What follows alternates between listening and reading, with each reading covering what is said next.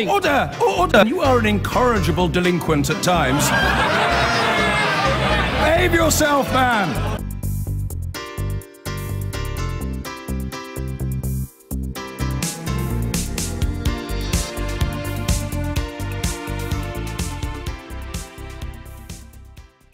It's coming up to midday here. It's Wednesday. Biggs, or even Bizben. Bizben, also known as Big Ben, is visible through the murk and the scaffolding. What have they done to you, Big Ben?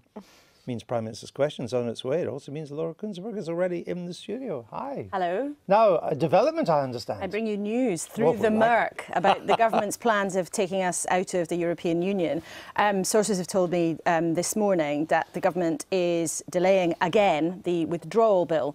Now, this sounds boring, processy, but it really matters. The withdrawal bill is a huge piece of legislation that basically puts all of EU law into British law so that when we come out of the European Union the next day, we actually have a law. Things don't suddenly descend into chaos. The wide expectation right across Westminster was that the government was going to get on with this as soon as MPs were back from conference. I understand it's not now going to be tabled next week. It may not be tabled the week after. That could mean it doesn't come back to the Commons till November, because MPs have got a nice little holiday right at the start of the month. And that raises really serious questions about whether or not the government are going to be able to get this through the Commons by Christmas and through the Lords by the spring. And this is the first piece of Brexit legislation. And as somebody put it to me really clearly, there just isn't political agreement on it yet. Loads and loads of amendments going down, but right now it seems the government can't even quite agree on the version that they really want to put on. Now, what I expect the Minister to say, and what government sources are saying, is there was never an official date, so it's wrong to say it's a delay. We have to listen and get it right. But their critics and people like Keir Starmer say, look, this is just showing that the government is not able to get its own position sorted out, let alone get it through Parliament. Well, as you've said, we have the Brexit Minister with us. Handily. Well, just amazing. as if I love by it when magic. things come together. Does this mean that you'll get it through the Commons by Christmas? I think we will bring forward the bill. We've already seen it pass its second reading with a substantial majority. We will bring forward the bill. We will have the debate on committee stage, and we will make progress with the legislation. It's not down to me to set exact deadlines for what happens. But when will it be introduced now? Do we know? I can't preempt the processes of the House of Commons in terms of this, but what we do know is that we will Isn't be it the government's debating decision this within to determine when it gets introduced, not the Commons? We will be debating this within weeks, and I think we have to make progress on a bill which is actually vitally important for our national interest, because it's delivering the certainty that we all want to see. Why is it delayed?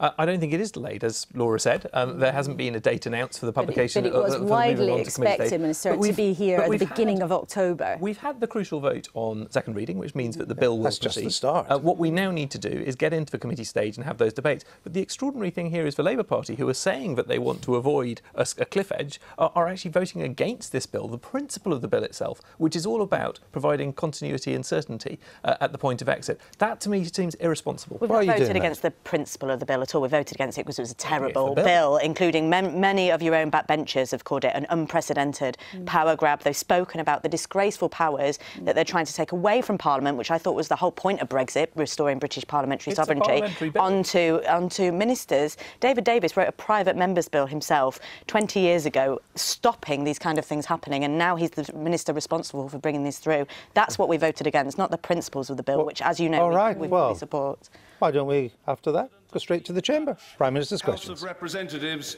is joining us in Parliament today, and I know colleagues will wish to extend the warmest of welcomes to my Dutch counterpart. Thank you for being here. Order. Questions to the Prime Minister. Esther McVeigh.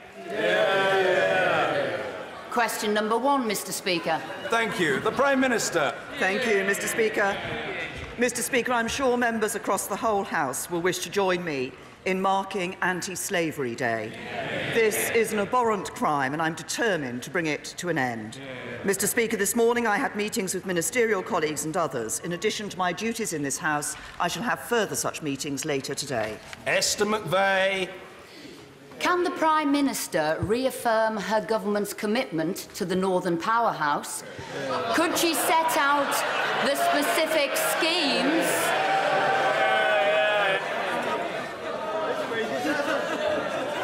The Honourable Lady has never been silenced, and as far as I'm concerned, she never will be. Esther McVeigh.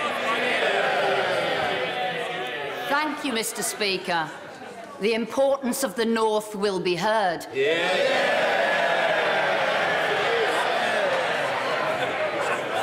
And could the Prime Minister set out the schemes she seeks to prioritise? And would she agree with me that the only Norths that are in tune with the Leader of the Opposition's political correctness and Marxism is Islington North and North Korea? Prime Minister!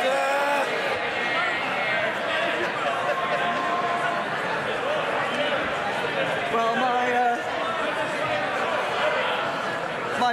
Order, we've got a lot of questions to get through, and I want to hear the Prime Minister's answer. I ask colleagues to contain themselves. We've got 32 questions that I want to get through. Prime Minister. Thank you, Mr. Speaker. My right honourable friend referred to the voice of the North being heard, and it has indeed been heard by the Conservatives in government. That's why it is a Conservative government that committed and remains committed to the Northern Powerhouse. It's why it's a Conservative government that is putting in the investment in skills and transport infrastructure into the Northern Powerhouse. And we're backing business growth across the North, as I saw when I visited the North West last week. £60 million into to transport for the North for looking at the Northern Powerhouse rail. We're putting, that's part of £13 billion infrastructure investment that's going in. It's the Conservatives in government that recognise the importance of a country that works for everyone and growth across the whole country. Jeremy Corbyn!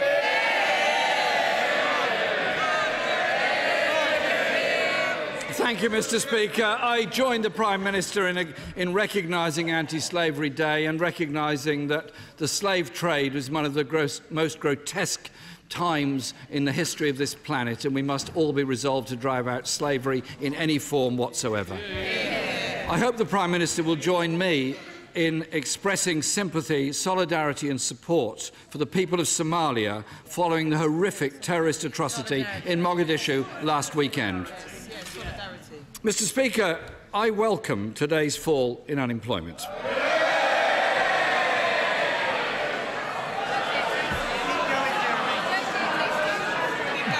But, Mr. Speaker, the same figures show that real wages are lower today than they were 10 years ago. Most people in work are worse off. Does the Prime Minister really believe falling wages are a sign of a strong economy? Prime Minister. First of all, can I join the right honourable gentleman in expressing our concern at the terrible terrorist attack that took place in Mogadishu. As we know, it killed nearly 300 people and many hundreds were injured. And terrorism in Somalia undermines the stability of the Horn of Africa, and we will continue to work with the international community to try and bring stability to Somalia and to that part of Africa. And of course, part of that is dealing with the terrorist threat that they face there. The right honourable gentleman, I think, may actually have done a first in the House of Commons today. Because I think it is the first time, certainly since I became Prime Minister, that he's actually welcomed a fall in unemployment. It is good news that more people are in work. It is good news that the unemployment rate is at its lowest level for over 40 years. That does mean more money being taken in wages by people to their families. And he asks about the cost of living, and I'll tell him what we've done in relation to the cost of living. 30 million people have been given a tax cut that's worth £1,000 to a basic rate taxpayer every year. We have given the low paid, through the national living wage, the highest pay increase for 20 years. And for those who take the full entitlement, doubling free childcare is worth £5,000 per child per year to every family. That's what we're doing to help people with the cost of living. Jeremy Corbyn! Mr. Speaker, I wonder if the Prime Minister could do a first and answer a question. The question I asked her was about falling wages.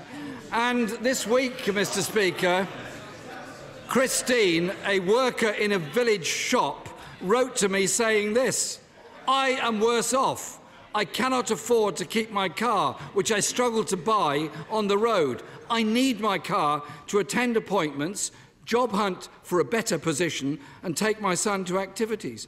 We don't have a luxurious lifestyle, and we don't want one. We just want to feel secure." Mr. Speaker, when millions of workers are having to rely on the benefit system just to make ends meet, isn't that a sign not of a strong economy, but of a weak economy? Minister. I recognise that, like Christine, there are people in this country who are finding life difficult. I have recognised that since I came into this role. But that is why it is so important that government takes steps to help people with the cost of living, with the costs that they find themselves facing week in and week out. It's why the measures that I've just listed to the right honourable gentleman in tax cuts and national living wage are important. It's why it's important, for example, we've frozen fuel duty. We've ensured that we've taken some people who are the lowest paid out of paying income tax altogether.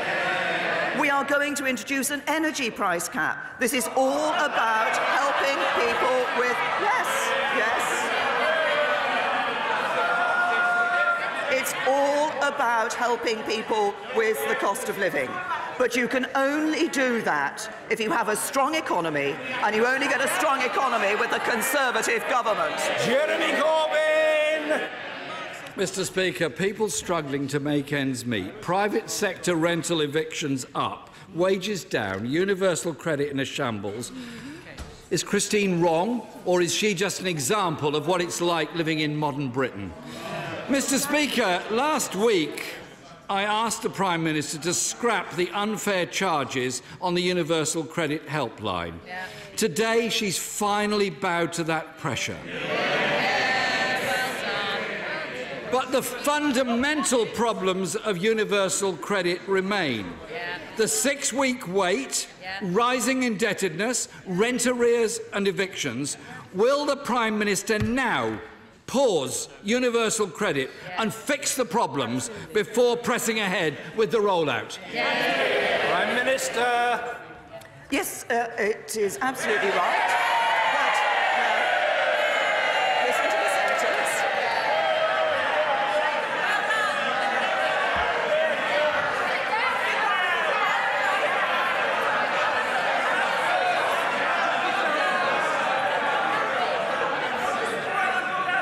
To the honourable member for Brent Central before. She's an aspiring stateswoman and must conduct herself with due decorum. Calm. Again, maybe the honourable lady is another member who should take up yoga. The Prime Minister. I suggest to honourable members opposite that they listen to the whole sentence that I was going to make. Yes, it is absolutely right that we have announced this morning that we are going to change in relation to the telephone charge that is made on people here. I said last week that we were listening to a number of proposals that have been made. We have done that. And it's also... I think it's right to have done this now because there's a lot of emphasis, a lot of publicity around universal credit at the moment. I want people to know that they can ring in, that they can get their advice and that they can do that without being worried about it. And that's exactly what we're going to do. But the right honourable gentleman talks about universal credit and talks about pausing universal credit. Why have we introduced universal credit? It's a simpler system. It's a system that encourages people to get into the workplace. It is a system that is working because more people are getting into work. And pausing universal credit won't help those people who will be helped by going to universal credit, getting into the workplace and bringing home more pay for their families. Jeremy Corbyn. Mr. Speaker, there is a very long list of people urging the Prime Minister to pause universal credit, including the Citizens Advice Bureau, the Trussell Trust, John Major, and, I understand, 24 of our own backbenchers. Well, they've got a chance this afternoon. They can vote to pause universal credit and show that they are representing their constituents. The public sector pay cap, Mr. Speaker, is causing real suffering and real staff shortages. Last week, the Health Secretary announced the NHS pay cap was scrapped. But when asked if the NHS is going to get extra money to fund any agreed pay rise, he replied, "That is something I can't answer right now." Well, this is right now. The Prime Minister is here right now. How about an answer right now? Prime Minister! As I have explained to the Right Honourable Gentleman and the House in the past, the way in which we approach the whole question of public sector pay is through the work of the pay review bodies. They have all reported for this current year. They did that against the remit that was set by government of a blanket cap of 1% in relation to public sector pay. For the 2018-19 year, we have changed that remit. What we have done is to ensure that there is flexibility in the system for that period. But perhaps I could just explain something else to the Right Honourable Gentleman, because I fear that for all his years in Parliament, there is one thing that he has failed to recognise. Government has no money of its own. Government gets money.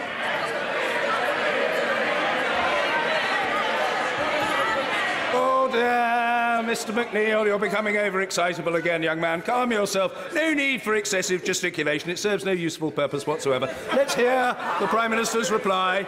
Prime Minister will be heard, however long it takes. Prime Minister. Government has no money of its own. It collects money in taxes from businesses and people to pay, to spend on the NHS and on the services that people need. If businesses aren't being set up, if businesses aren't growing, if people aren't in work, government doesn't have the money to spend on NHS pay, on schools and hospitals. And, of course, the only way you ensure those businesses are growing, the only way you ensure that people are in jobs, that government has the money to spend on schools and hospitals and NHS pay, is with a Conservative government. Jeremy Corbyn! The Prime Minister seemed to have no problem finding £1 billion in a couple of days for the DUP. She needs to make it clear. She needs to make it clear, Mr. Speaker, to the NHS workers what pay rise is being offered, when they will receive it, and what funding is being provided, and what cuts she's proposing to make elsewhere in order to deal with that. Yeah. Mr. Speaker, young people are in record levels of debt. This week, the Financial Conduct Authority warned, and I quote, of a pronounced build-up of indebtedness amongst a younger age group to fund essential living costs. Isn't this yet another sign, not of a strong economy, but of a weak economy? Prime Minister. This is, I have to say to the Right Honourable Gentleman, we have heard from the OECD that the deficit that the Labour government left us was unsustainable. Since then,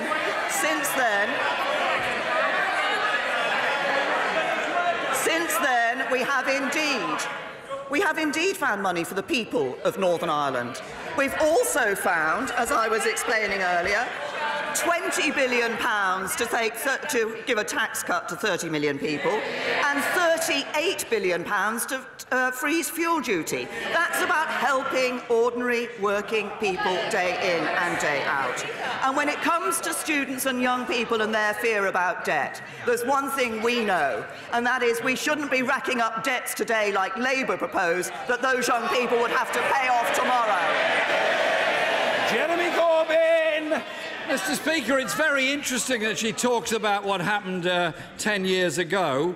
Her former friend George Osborne said earlier this week, did Gordon Brown cause the subprime crisis in America? No. He went on to say, broadly speaking, the government did what was necessary in a very difficult situation. Mr. Speaker, under this Prime Minister, we have a weak economy. Yeah. UK growth is currently the worst amongst the 10 largest EU economies.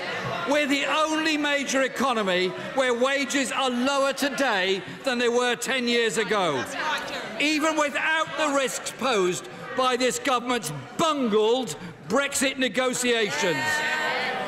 It's very interesting. The Home Secretary is necessary to keep the two protagonists apart. Mr. Speaker, we now have weak growth, falling productivity, falling investment, falling wages. How does the Prime Minister have the nerve to come here and talk about a strong economy when the figures show the exact opposite? Prime Minister! I have to say to the right honourable gentleman, the OECD says about the United Kingdom, we have the most efficient, accessible healthcare system. Fiscal sustainability has improved. Important steps have been taken to improve educational outcomes. And jobs and earnings are good. That's what the OECD says about the strong economy under this Conservative government. The way to get a weak economy is to borrow £500 billion like the Labour Party is proposing. The way to get a weak economy is to ensure that you are promising spending after spending after spending, and people are going to have to pay for that. The only way you get money to put into public services, the only way we can give people tax cuts to help them with the cost of living, is to ensure we deal with the deficit, get our debts down, and deal with Labour's Great Recession, which put us into this position in the first place.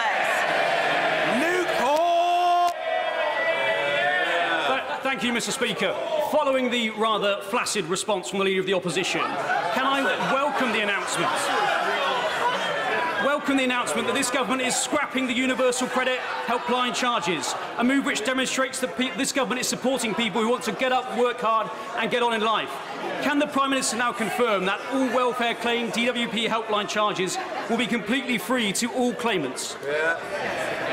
I'm very happy to confirm that, and perhaps it's useful to be able to do that. My right honourable friend, the Work and Pension Secretary, announced this morning that we've taken that decision to change the universal credit helpline to a free phone number.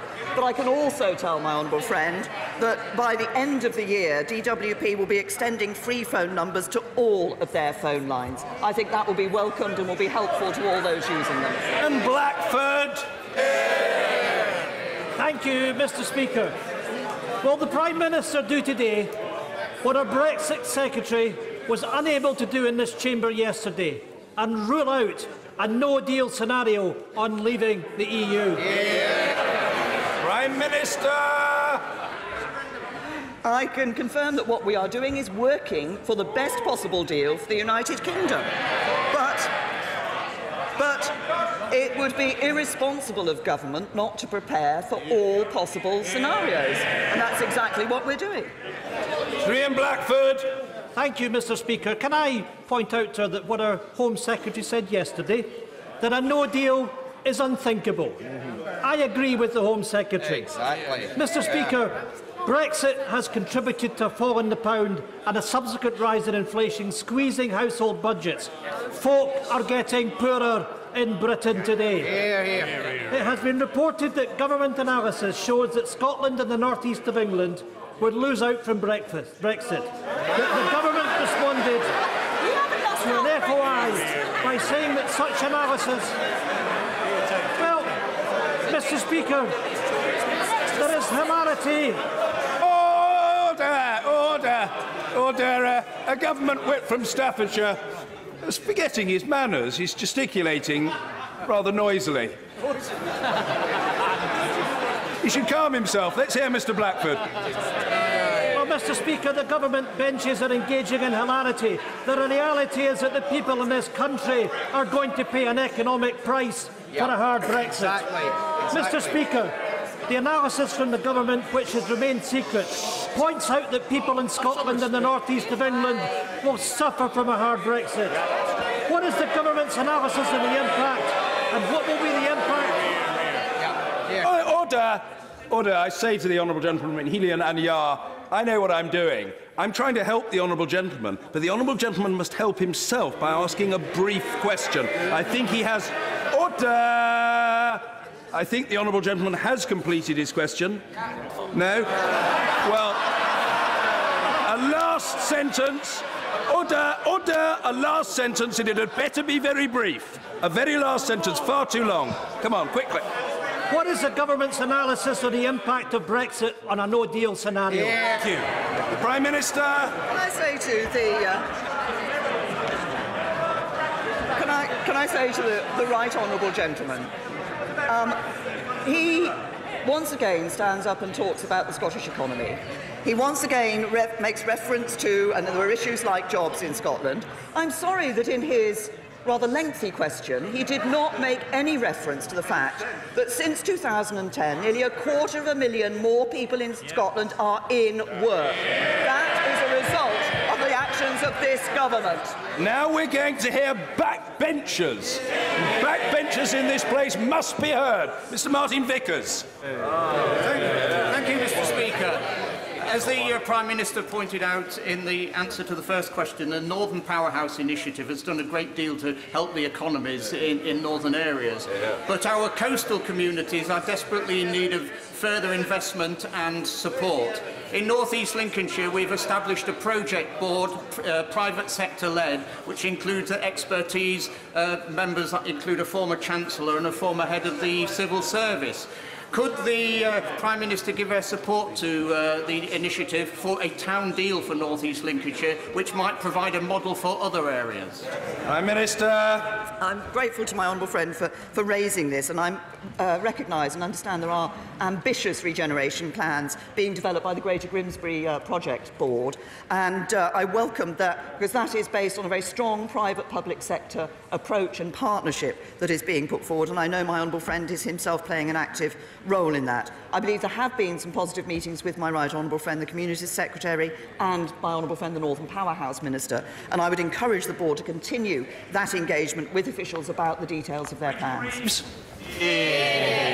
Thank you, Mr. Speaker. At the general election, both main parties committed to an energy price cap. The government have now published a bill for which I believe there is strong cross-party support. So will the 14 million customers on standard variable tariffs actually see their energy prices come down this winter? And if not, when will the Prime Minister get onto the statute books legislation to ensure that this is the last winter where customers can be ripped off by their energy companies? Well, I welcome the fact that the Honourable Lady says that she and others on the Labour benches will support the legislation that the government has... No, it wasn't.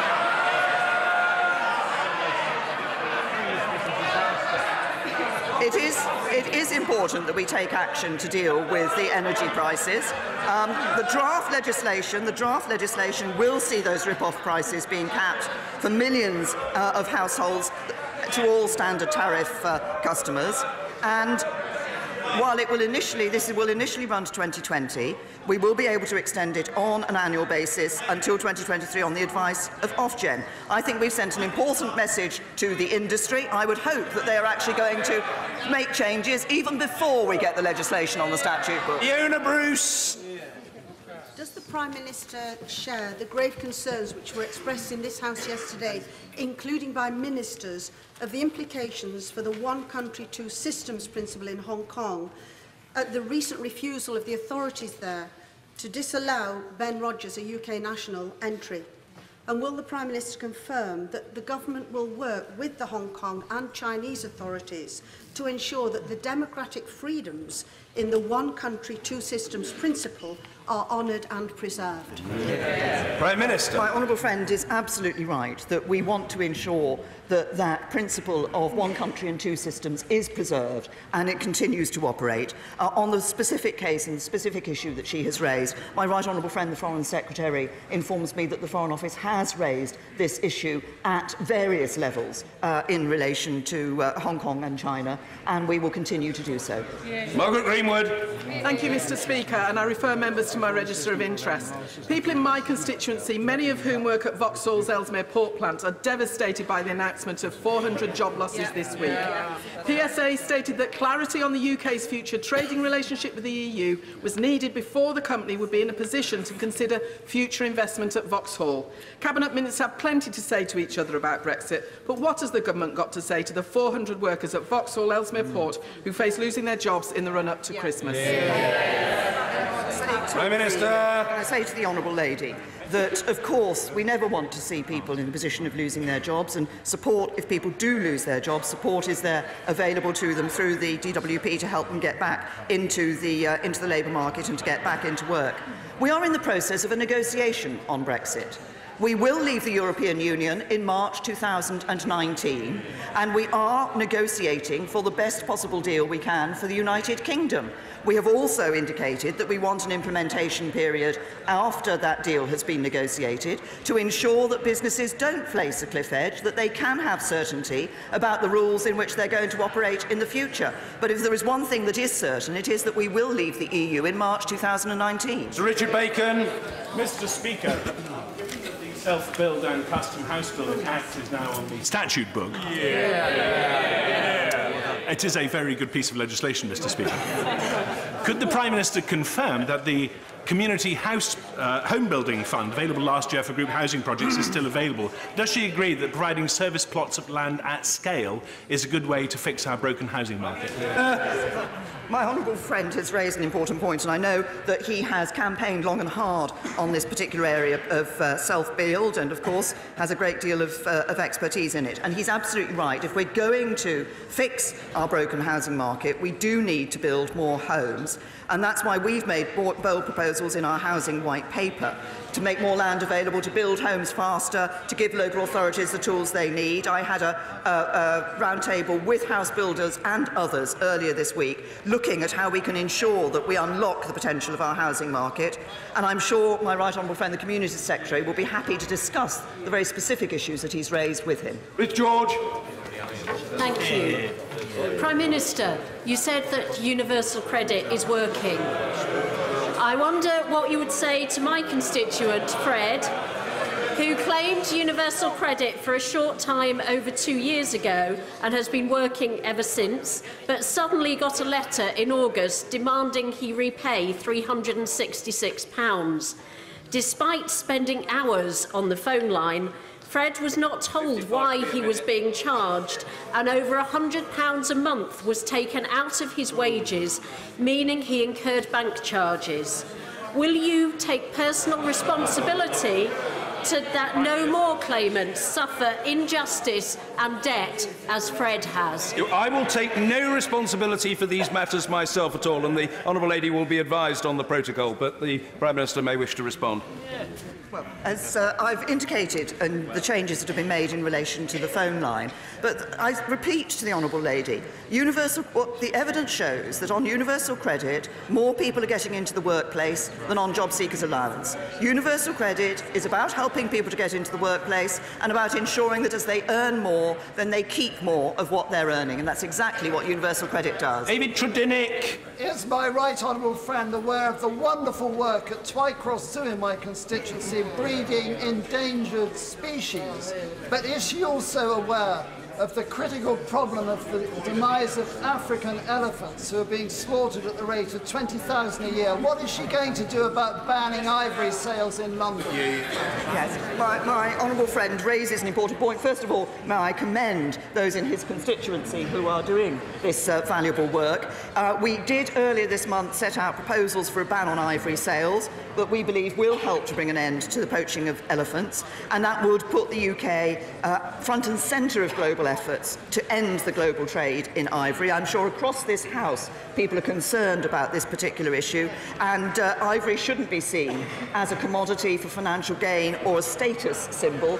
What we are proposing to do, I think, will make a real difference. Thank you, Mr. Speaker. Universal credit is not just a benefit for job seekers. It is for people in work to subsidise their low pay, for carers and for those that cannot work. My constituents in North West Durham have endured the brunt of austerity for many years. Now, the DWP proposes to roll out the universal credit system in my constituency over Christmas, the toughest financial time for residents. My question to the Prime Minister is this: is the rollout a matter of gross incompetence or calculated cruelty? Prime Minister. The DWP has been rolling out universal credit. As it has done so, it has been listening to people about the concerns that have been raised. I'm pleased to say that we are seeing a much better performance from the DWP. It's no good the Honourable Lady shaking her head. The figures show that the performance in terms of getting payments to people on time has increased substantially.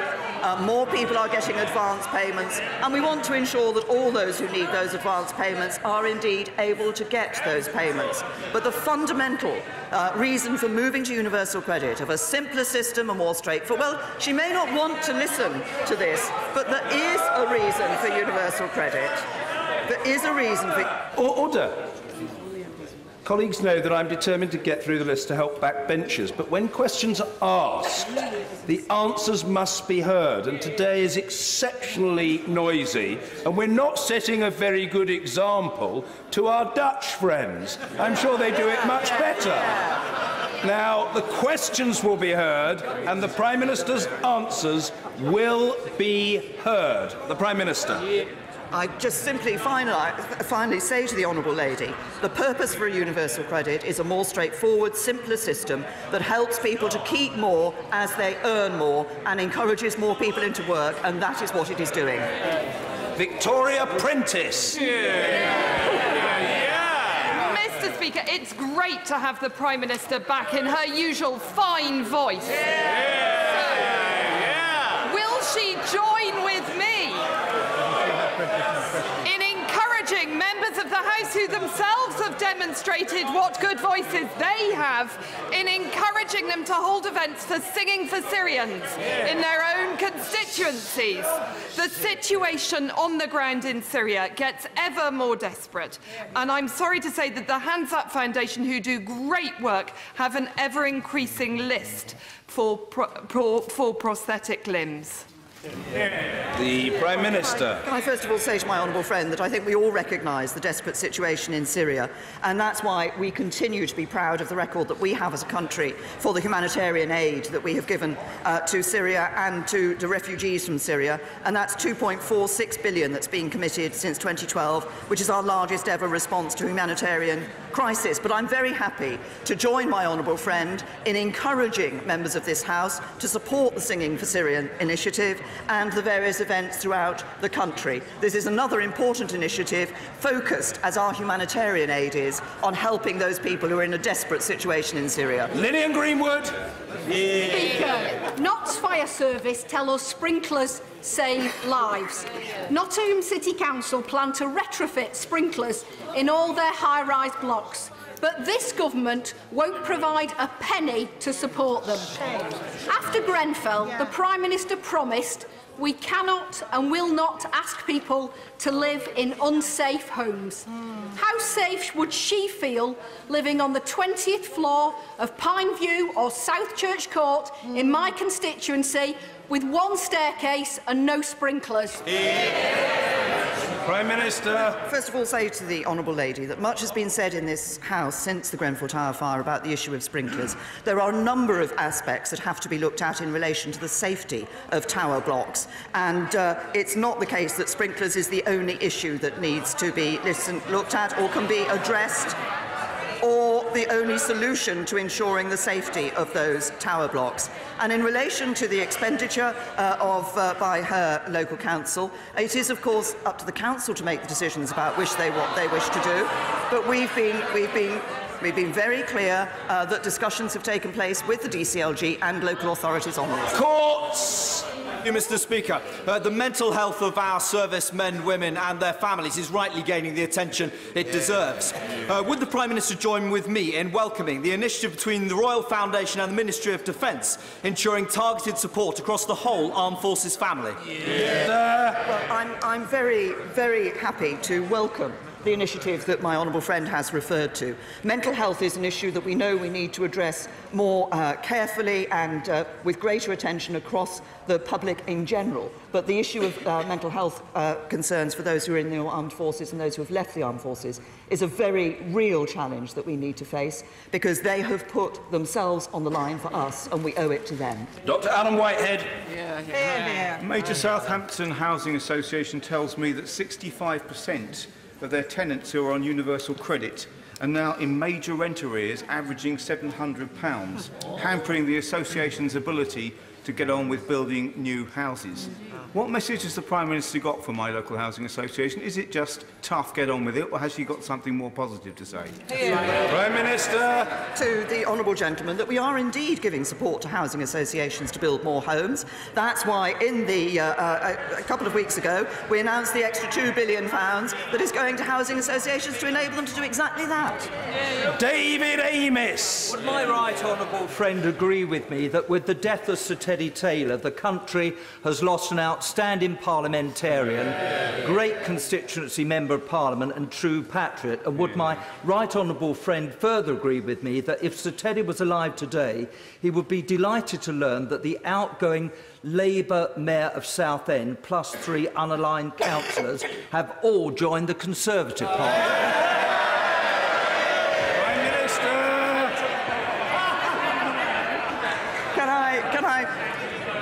Can I first of all join my honourable friend in recognising the great contribution that Sir Teddy Taylor made in his time in this House, standing as Member of Parliament for different seats, but of course including the Southend seat. Although I do have to say to my honourable friend, one of my abiding memories of Sir Teddy Taylor is the number of times we had to evacuate Portcullis House because he'd set the fire alarm off by smoking when he wasn't supposed to in his office. But I'm very pleased to welcome the former Labour Mayor and the unaligned councillors who have now joined the Conservative Party. We welcome them to the Conservative Party and look forward to working with them. Julie Cooper! Thank you, Mr. Speaker. Government failure to fund schools adequately is hurting children in my constituency. In Lancashire schools will lose £40 million worth of funding and 828 teachers by 2020.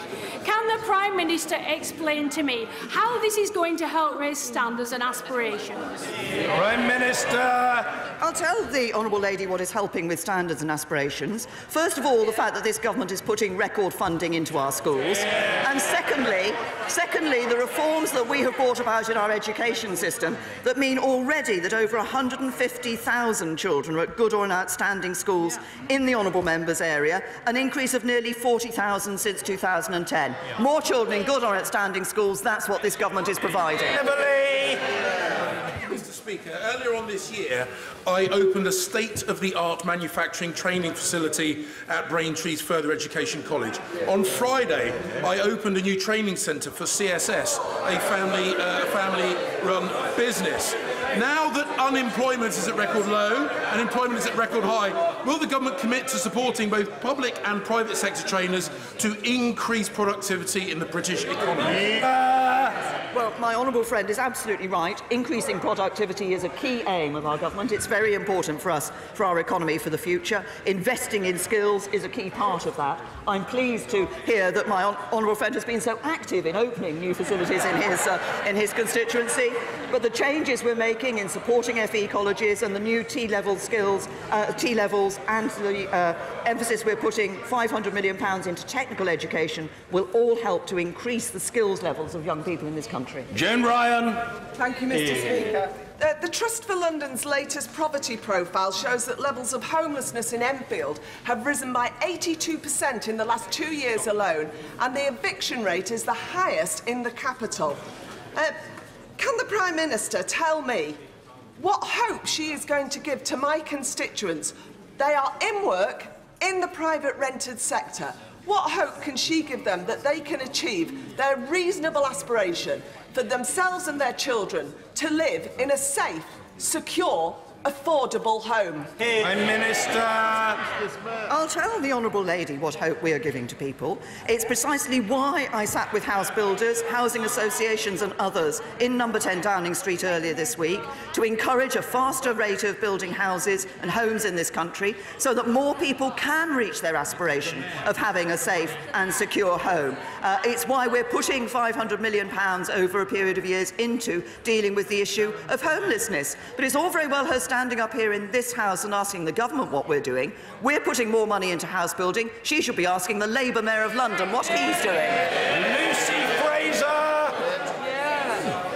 Yesterday, the Director Director-General of MI5 said that internet companies had an ethical responsibility to deal with the terrorist material online. The Prime Minister has previously indicated that if they do not meet this challenge, she will consider regulation. Can she confirm that if regulations are necessary, they will be robust and enforced? Well, I'm very happy to give my honourable friend that confirmation. But I also, before we get to that stage, very important work has been done by my right honourable friend, the Home Secretary, with the tech companies to ensure that they've come together, they've formed a global forum that is looking at how they can deal with this terrorist material on the internet. It is a real issue that we need to address. I was pleased with President Macron and Prime Minister Gentiloni at the United Nations General Assembly in the margins this year to hold an event there are representatives of, I think, over 70 countries and representatives of all the major tech companies dealing with exactly this issue. We need to work together, but I want those tech companies to recognise their social and moral responsibility to work with us to do something about this. Thank you, Mr. Speaker. Does the Prime Minister notice I am wearing a red card in my pocket today? She will be aware that the honourable member for Moray is not in his place. Indeed, he is in Barcelona doing his other job, today of all days. What signal does she think this sends to hard-working members of the public who are expected to turn up for their day jobs or face sanctions? Order. I trust the honourable Order. I trust the honourable gentleman notified the member for Murray in advance of his intention to raise this question. He did. I'm grateful to the honourable gentleman for that confirmation. The Prime Minister. I have to say to the honourable gentleman that I think the constituents of Moray will be very pleased that they have a Conservative Member of Parliament who is seeing their interest in this House. And I can say to the honourable gentleman that the Scottish Conservative members are doing more for the interests of Scotland in this Parliament than the Scottish Nationalists have ever done. Mr. Spencer, what's the matter with you, my dear fellow? You eat home-produced food, you're a very respected farmer, you're normally of a most taciturn disposition. I don't know what's come over you. Perhaps you should go and have a rest later. You must cheer up. Cheer up. Mr. Philip Davis. Mr. Speaker, along with the SNP, the Labour Party have said that they will not accept no deal with the EU under any circumstances at all. That means they will pay whatever final bill the EU demands and accept any conditions that they insisted upon.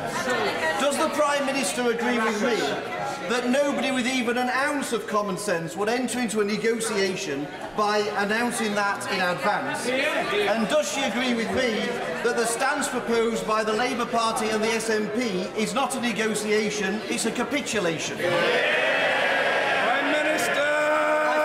Friend has put it very well indeed.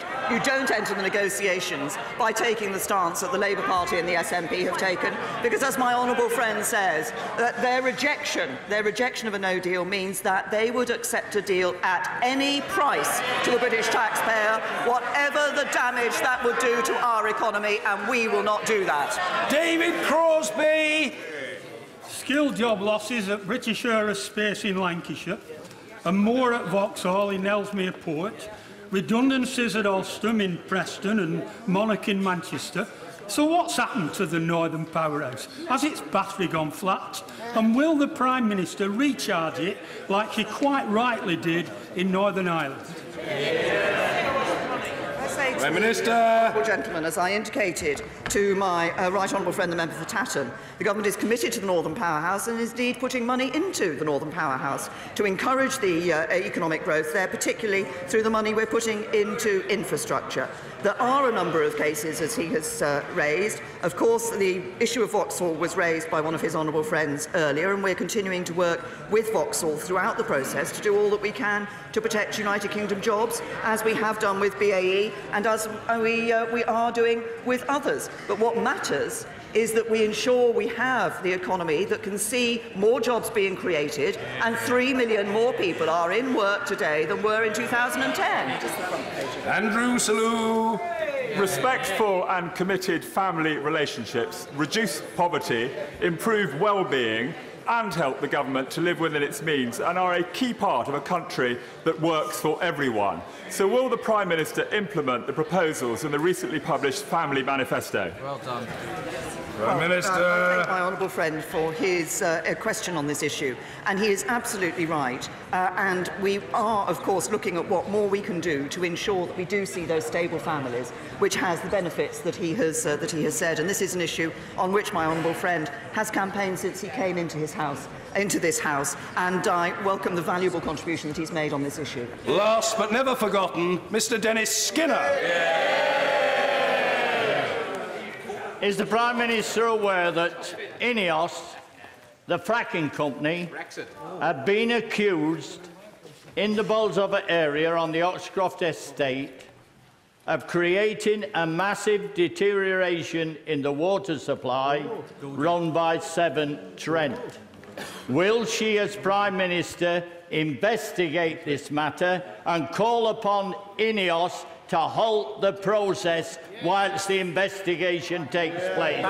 Prime Minister. I say to the honourable gentleman, he's raised an issue which, of course, I'm sure will be properly looked into, but underlying this is the question of ensuring that we are able to get a secure and safe supply of energy into the future, and that's why the fracking is continuing. That's why we're supportive of the shale gas exploration.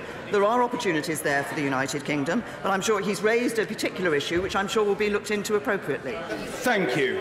Order. And at almost 10 to 1, Prime Minister's questions comes to an end, not quite a record, but another long one. We were wondering whether we would break through the 1 o'clock barrier, but we haven't quite, still 10 minutes to go. 32 questions, the Speaker said he would get through. He got through them, even though at times he seemed to be filling up most of the space himself, I think with about 8 different interventions.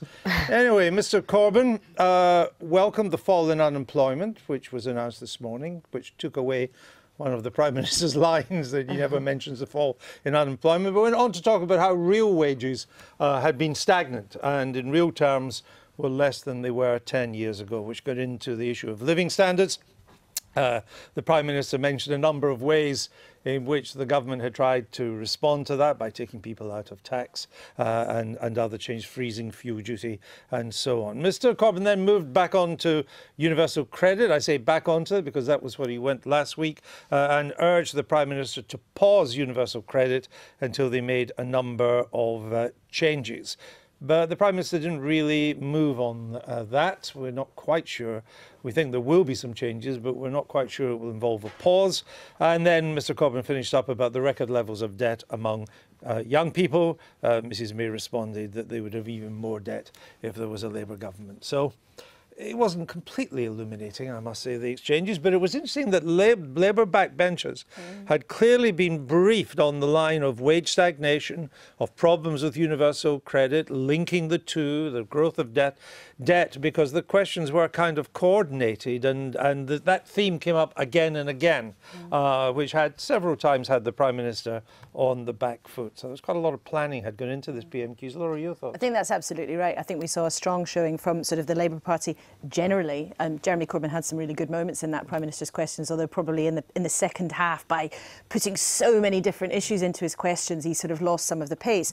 But, you know, Labour knows and is right to know that they are absolutely on to something very important in terms of this territory, partly because of the problems of universal credit, partly because wages have been growing so slowly, and of course this week we've seen record inflation, the highest it's been for a long time. And the gap between wages and inflation is called the misery gap for very good reasons, because it means day after day more people are feeling more skint. And politically, that means they are going to be feeling more grumpy. And it's very difficult for the government in the run-up to the budget, when they've got hardly any taxpayers' cash to play with, very little political room for manoeuvre because the majority is so small, very difficult for them to come up with solutions that quickly address any of those concerns. It's also slowing the economy down, and certainly in the first half of this year, because consumer spending makes up so much of it. And if wages have fallen behind, wages now rising at about 2%, a little bit more, inflation almost 3%, there's clearly a difference there. Robin Walker, this is a problem for the government, isn't it? It's an Achilles heel, this wage stagnation, which has now gone on for 10 years.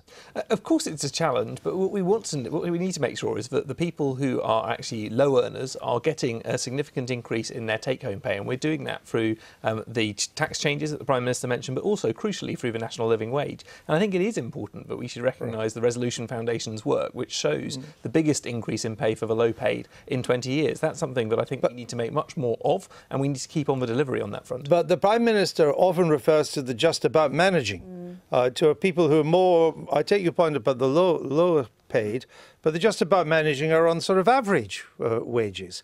Now, in 2007-8, the average weekly wage was just over £490.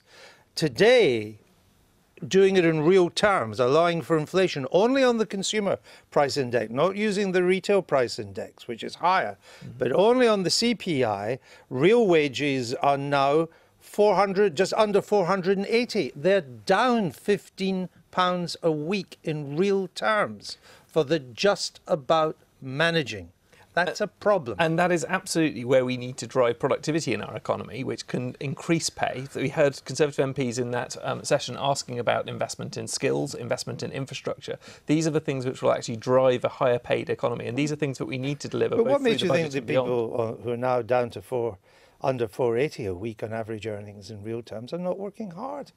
I don't say people weren't working hard. I think people are working very hard. What we need to ensure is that there is the pathway for a growing economy and one that can pay people more. I think we can do that, and I think we can deliver on that. The alternative, though, is John McDonnell's promise of a crash in the economy. That's not something which will benefit people. He's not promised a crash, but I know that's what you think. But I just point out, this has been going on for 10 years. And during that period, you've had the time. But during that 10 years, time to do something. During that period, we saw a significant decline in wages as a result of the financial crisis that occurred before. We've then seen them increasing since that time. And I think what we need to make sure, it depends, of course, where you take your cut-off on this, but what we need to make sure is we carry on with that increase. We carry on with that increase by investing in productivity. Actually, in real terms, it's actually going down at the moment. It's not plateaued or started to rise. It's actually going down on the graph. As you said earlier, we're seeing wages increasing, but we also face challenges in terms of inflation. The key challenge for government is therefore to drive up productivity so that wages can increase faster than inflation. How much would Labour raise public sector pay? I think we've said we will respect the recommendations of the independent pay review body. There's not a lot of point in having an independent pay review. Have they respected on police funding, who recommended a 2% consolidated pay rise? They ignored that recommendation and recommended that it should be funded from the central government. But they've ignored their independent body. There's no point in having an independent body if you're going to ignore it. So if an independent body comes up with, say, in the police case, a 2% rise, that's what they would get under Labour? Yes, yeah, absolutely. So in real terms, the police pay would continue to fall? Yeah, because we would remove the cap, and we would allow them. In real terms, their pay would still be falling. I don't think there's any point in having an independent pay body if you're not going to accept its recommendations. And the Police Federation, police forces, the government all put evidence into that. There's a lot of time that goes into it for the government then to continue ignoring it. So that's clear enough. So under the scenario you're talking about, wage stagnation, even with the abolition of the pay cap, could continue under a Labour government. In fact, would continue under a Labour I don't think a future pay review body would recommend anything below inflation, given the continued years of wage falling that we've seen in public sector pay. But they're unlikely. I mean, we don't know, as you say, it's independent. Unlikely to offer 5%, which is what the unions want. I don't see why it's unlikely, given the 7 years of real terms pay cuts that the police and other public sector workers have experienced. The police are now have earned £6,000 But overall less in the than public they did now. sector, if there was an overall 5% rise in public sector pay, how would you pay for that? We've committed £4 billion in our manifesto. That wouldn't be enough, would it? Well, you can't ask us to cost now what a future independent pay review body will. No, but you can cost what 5% would mean. And yes, you probably haven't put enough aside. No, I can't imagine we have. I think just final thought from you. We have 45 seconds. This is very difficult for both sides because to not move has political cost. Any of the solutions that Number 10 is sort of considering in terms of trying to challenge this sluggishness and this skint feeling amongst millions of voters are long-term solutions. Yes. And doing anything that's very, very quick, they don't have necessarily political capital or the cash to do it. And the budget is the next big occasion. And to be fair, wage stagnation is not just a British problem. Indeed not. It's a problem across the Western world at the moment. That's all, folks.